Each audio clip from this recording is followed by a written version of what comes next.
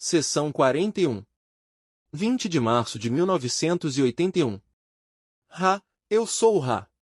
Eu os saúdo no amor e na luz do Uno Infinito Criador.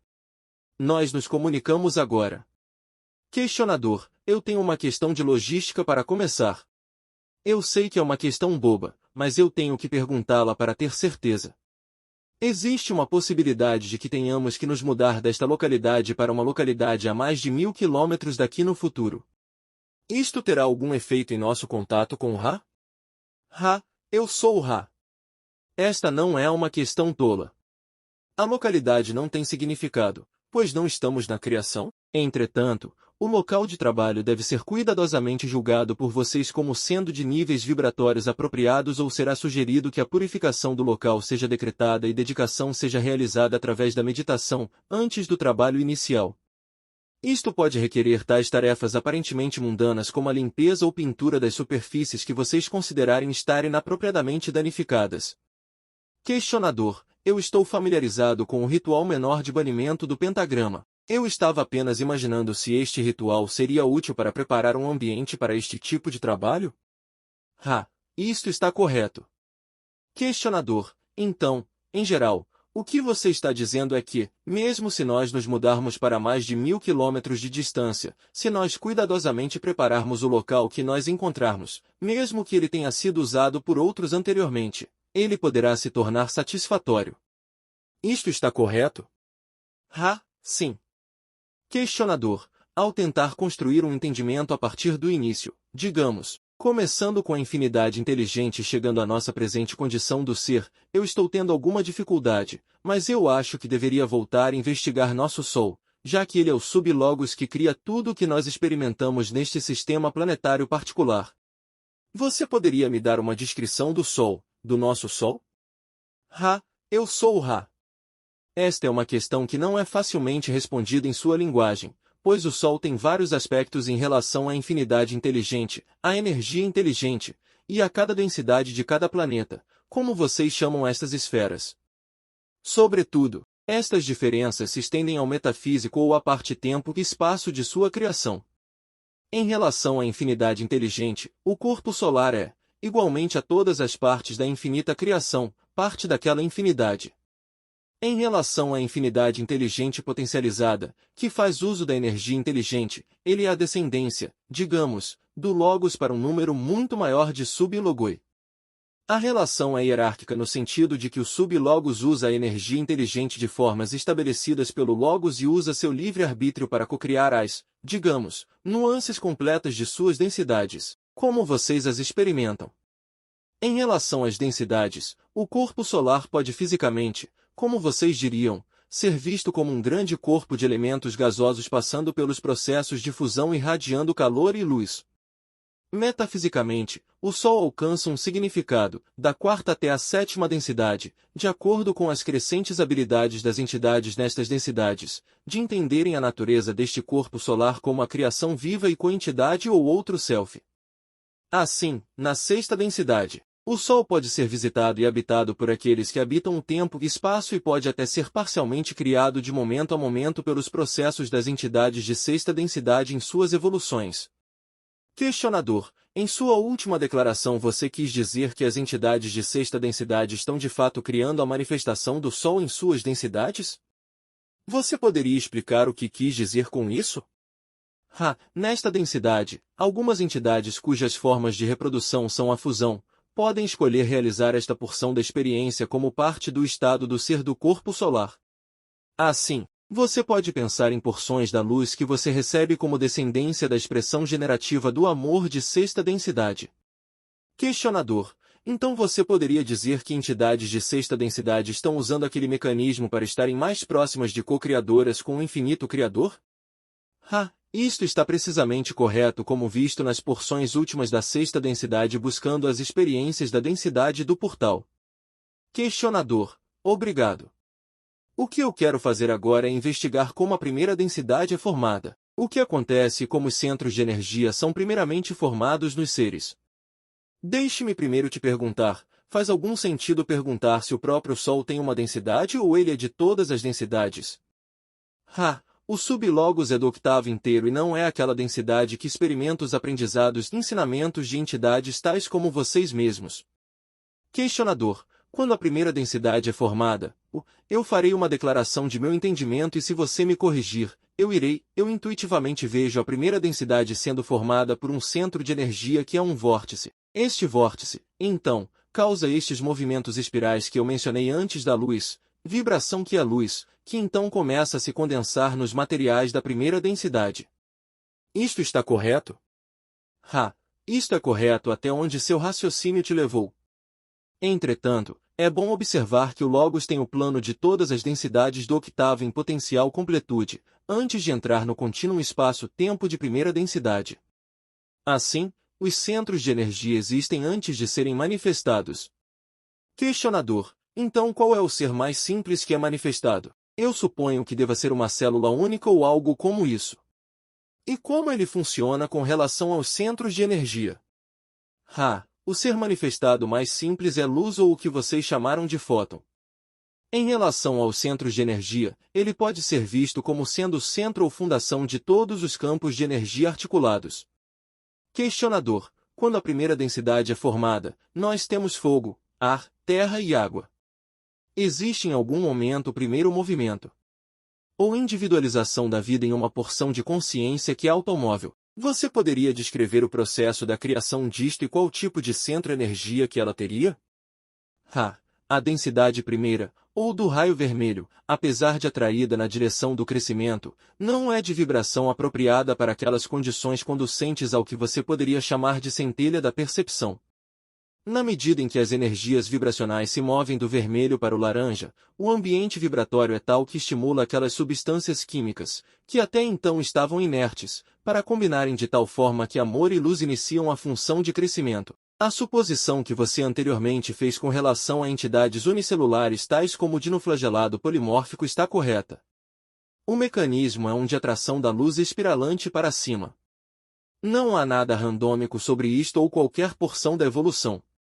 Questionador: como eu me lembro, o dinoflagelado polimórfico tem uma célula baseada em ferro em vez de cobre. Você poderia comentar sobre isso? Esta informação não é central. A base de qualquer metabolismo, digamos, é aquela que pode ser encontrada nas substâncias químicas do ambiente de origem. Questionador: eu estava apenas comentando sobre isto porque isto indica que ele tem o movimento de nossa vida animal com células baseadas em cobre. Ainda assim, ele tem as células baseadas em ferro da vida vegetal, indicando possivelmente uma transição da vida vegetal para animal. Estou errado? Minha memória está um pouco confusa sobre isso. Não é que você esteja incorreto, mas nenhuma conclusão deve ser tomada a partir de tal informação. Existem diversos tipos diferentes de bases para entidades conscientes, não apenas sobre esta esfera planetária, mas há uma extensão bem maior nas formas encontradas nas esferas planetárias de outros sublogos. O veículo químico é aquele que mais convenientemente abriga a consciência. O funcionamento da consciência é o item de interesse ao invés da formação química de um veículo físico. Nós temos observado que aqueles, que vocês chamam de cientistas, têm se ocupado com as várias diferenças e possíveis interrelacionamentos de vários estágios, tipos e condições de formas de vida. Isto não é material frutífero, já que se trata daquilo que é de escolha de momento de seus sublogos. Questionador: eu não queria desperdiçar tempo com aquela questão, mas aconteceu de você mencionar aquela única célula específica. Este dinoflagelado polimórfico, então, tem um centro de energia laranja? Isto está correto. Questionador: este centro de energia, então, se relaciona em uma escala bem pequena ao centro de energia laranja num homem? A cor verdadeira é precisamente a mesma. Entretanto, a consciência do início da segunda densidade é primitiva e o uso do raio laranja é limitado à expressão do self que pode ser vista como sendo movimento e sobrevivência. Na terceira densidade, neste momento, aqueles que se prendem ao raio laranja têm um sistema de distorções bem mais complexo, através do qual o raio laranja é manifestado. Isto é de certa forma complicado. Nós nos esforçaremos para simplificar. A cor verdadeira apropriada para a terceira densidade é, como você averigou, amarelo. Entretanto, As influências da cor verdadeira verde, agindo sobre entidades de raio amarelo, fez com que muitas entidades revertessem para a consideração do self, em vez de prosseguirem para a consideração do outro self ou raio verde. Isto não pode ser visto como sendo de natureza negativamente polarizada, já que a entidade negativamente polarizada está trabalhando muito intensamente com as mais profundas manifestações de grupos de energia de raio amarelo, especialmente as manipulações de outros selves para o serviço ao self. Aqueles revertendo ao raio laranja, e nós podemos acrescentar que são muitos sobre seu plano neste momento, são aqueles que sentem as vibrações da cor verdadeira verde, portanto, respondem com a rejeição de atividades governamentais e societárias como tais e buscam mais uma vez o self. Entretanto, não tendo desenvolvido o raio amarelo apropriadamente, de forma que ele equilibre os níveis vibratórios pessoais da entidade, a entidade então se depara com a tarefa de ativar ainda mais e balancear o self em relação ao self. Assim são as manifestações de raio laranja nesta ligação espaço-tempo. Assim, a cor verdadeira laranja é aquela que é sem diferença. Entretanto, as manifestações deste ou de qualquer raio podem ser vistas como sendo as mais variadas dependendo dos níveis vibratórios e equilíbrios dos complexos mente-corpo ou mente-corpo e espírito que estão expressando estas energias. Questionador: você poderia me dizer a primeira e mais simples entidade a ter ambos centros de energia do raio laranja e amarelo? Sobre sua esfera planetária. Aqueles tendo as primeiras experiências de raio amarelo são aqueles de natureza animal e vegetal que encontram a necessidade de reprodução por técnicas bissexuais ou que acham necessário depender de alguma forma de outros selves para sobrevivência e crescimento. Questionador: e então qual entidade seria mais simples que teria ativação vermelha, laranja, amarela e verde? Esta informação foi coberta em uma sessão prévia. Para talvez simplificar seu questionamento, cada centro pode ser visto como potencialmente ativado em terceira densidade. As entidades do final da segunda densidade tendo a capacidade, se o uso eficiente foi feito da experiência, de vibrar e ativar o centro de energia do raio verde. O ser de terceira densidade, tendo o potencial de autoconsciência completa, assim tem o potencial para ativação mínima de todos os centros de energia. As densidades quarta, quinta e sexta são aquelas refinando os centros de energia superiores. A sétima densidade é a densidade da plenitude e do direcionamento no sentido da ausência do tempo ou eternidade. Questionador: bem, então um animal em segunda densidade tem todos os centros de energia de alguma forma em seu ser, mas apenas não ativados? Isto está precisamente correto. Questionador: agora, o animal em segunda densidade é composto de luz, como são todas as coisas. Onde eu estou tentando chegar é no relacionamento entre a luz, que compõe os vários corpos do animal, e o relacionamento disto com os centros de energia que são ativados e aqueles que não estão ativados e como isto é ligado ao Logos. É uma questão difícil de se perguntar. Você poderia me dar algum tipo de resposta sobre isso? A resposta é redirecionar seus processos de pensamento a partir de qualquer visão mecânica da evolução. A vontade do Logos propõe os potenciais disponíveis à entidade em evolução. A vontade da entidade, na medida em que evoluir, é a medida única do ritmo e meticulosidade da ativação e balanceamento dos vários centros de energia. Questionador: obrigado. Na sessão de ontem, ou de anteontem, você mencionou velocidade variável de rotação ou atividade dos centros de energia. O que você quis dizer com isso? Velocidade de rotação? Cada centro de energia tem uma ampla extensão de velocidade rotacional, ou como você poderia ver isso mais claramente em relação à cor, brilho. Quanto mais forte a vontade da entidade em se concentrar sobre refinar ou purificar cada centro de energia, mais brilhante ou rotacionalmente ativo cada centro de energia será. Não é necessário que os centros de energia sejam ativados em ordem no caso da entidade autoconsciente. Dessa forma, entidades podem ter centros de energia extremamente brilhantes, enquanto estão bem desequilibradas em seu aspecto do raio violeta, devido à falta de atenção prestada à totalidade da experiência da entidade. A chave para balancear pode então ser vista na resposta não estudada, honesta e espontânea das entidades diante das experiências, assim usando a experiência ao máximo. Então aplicando os exercícios de balanceamento e atingindo a atitude correta para o espectro mais purificado da manifestação do centro de energia em raio violeta. Isto é porque o brilho ou velocidade rotacional dos centros de energia não é considerado acima do aspecto balanceador ou manifestação do raio violeta de uma entidade com relação à capacidade de colheita, pois aquelas entidades que estão desbalanceadas, especialmente com relação aos raios primários, não serão capazes de sustentar o impacto do amor e luz da infinidade inteligente a extensão necessária para a colheita. Questionador: você poderia me dizer a diferença entre espaço-tempo e tempo-espaço? Usando suas palavras, a diferença é aquela entre o visível e invisível ou o físico e metafísico. Usando termos matemáticos, como faz aquele que você chama de Larson, a diferença é aquela entre T e T e questionador. Você mencionou na última sessão que o jejum era um método de remoção de formas pensamento não desejadas. Você poderia expandir sobre este processo e explicar um pouco mais sobre como isto funciona? Esta, como todas as técnicas de cura, deve ser usada por um ser consciente, ou seja, um ser consciente de que o livramento do material em excesso e indesejado do complexo do corpo é analogia ao livramento da mente ou espírito do material em excesso ou indesejado.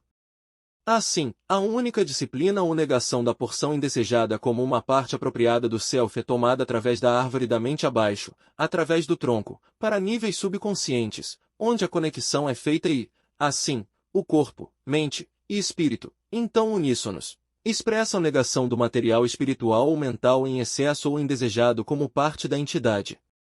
Tudo então some a entidade, enquanto entendendo, se você desejar, e apreciando a natureza do material rejeitado como parte do self maior, contudo, através da ação da vontade, purifica e refina o complexo mente-corpo do espírito, trazendo à manifestação a postura desejada do complexo mental ou do complexo espiritual questionador.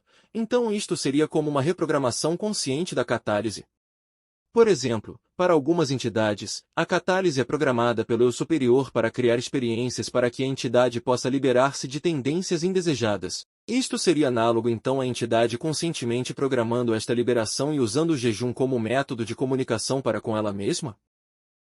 Isto não está apenas correto, mas pode ser levado adiante. O self, se consciente é uma extensão grande o suficiente dos trabalhos desta catálise e das técnicas de programação, pode, através da concentração da vontade e da faculdade da fé, sozinha causar reprogramação sem a analogia do jejum, da dieta, ou de outras disciplinas análogas do complexo do corpo. Questionador: eu tenho um livro, Iniciação, no qual a mulher descreve iniciação. Você está familiarizado com os conteúdos deste livro? Isto está correto. Nós examinamos sua mente. Questionador: Jim leu o livro inteiro. Eu li apenas uma parte, mas eu estava imaginando se os ensinamentos no livro, com relação ao balanceamento, eram seus ensinamentos de Ra? Isto está basicamente correto com distorções que podem ser vistas quando este material for comparado com o material que nós oferecemos. Questionador: por que os centros de energia vermelho, amarelo e azul são chamados centros primários? Eu penso que a partir do material prévio eu entendo isto, mas há algum rastro destas cores primárias de volta à infinidade inteligente que seja mais profundo do que o que você nos deu? Nós não podemos dizer o que pode parecer profundo para uma entidade. Os raios vermelho, amarelo e azul são primários por significarem atividade de uma natureza primária. O raio vermelho é a fundação, o raio laranja o movimento na direção do raio amarelo que é o raio da autoconsciência e interação. O raio verde é o movimento através de várias experiências de trocas de energia, que tem a ver com compaixão e amor plenamente misericordioso, até o raio azul primário, que é o primeiro raio de radiação do self independente de quaisquer ações de outrem. A entidade de raio verde é inefetiva diante de bloqueios de outros selves. A entidade de raio azul é um co-criador. Isto pode talvez simplesmente ser uma redeclaração de atividade prévia, mas se você considerar a função do Logos como representante do infinito Criador, ao efetuar o conhecimento do Criador pelo Criador, você pode talvez ver os passos pelos quais isto pode ser realizado. Podemos pedir por uma última pergunta completa antes de deixarmos este trabalho? Questionador: esta pode ser uma pergunta longa demais para este trabalho, mas eu perguntarei e se for longa demais, nós podemos continuar mais tarde. Você poderia me dizer sobre o desenvolvimento do complexo de memória social Ra, a partir de seu início e qual catálise ele usou para chegar onde está atualmente na ativação dos raios? Esta é uma questão longa demais? A questão não exige uma resposta longa, pois nós que experienciamos as densidades vibratórias sobre a esfera planetária que vocês chamam Vênus, fomos felizes por sermos capazes de nos movermos em harmonia com as vibrações planetárias, com graduação harmoniosa a segunda, a terceira e a quarta, e uma experiência de quarta densidade grandemente acelerada. Nós gastamos muito tempo e espaço, se você desejar, na quinta densidade, balanceando a intensa compaixão que nós ganhamos na quarta densidade. A graduação novamente foi harmoniosa e nosso complexo de memória social, que havia se tornado muito firmemente cimentado em quarta densidade, permaneceu com uma natureza muito forte e prestativa. Nosso trabalho de sexta densidade foi também acelerado devido à harmonia de nosso complexo de memória social, de forma que nós fomos capazes de empreender como membros da Confederação para ainda mais rapidamente nos aproximarmos da graduação para a sétima densidade. Nossa harmonia, entretanto, tem sido uma séria fonte de ingenuidade em relação ao trabalho com seu planeta. Existe alguma questão breve antes de deixarmos este instrumento? Questionador, eu apenas perguntarei se há algo que possamos fazer para tornar o instrumento mais confortável ou melhorar o contato. Tudo está bem. Eu os deixo, meus amigos, no amor e na luz do Uno Infinito Criador. Sigam adiante, portanto, se regozijando no poder e na paz do Uno Infinito Criador. Adonai.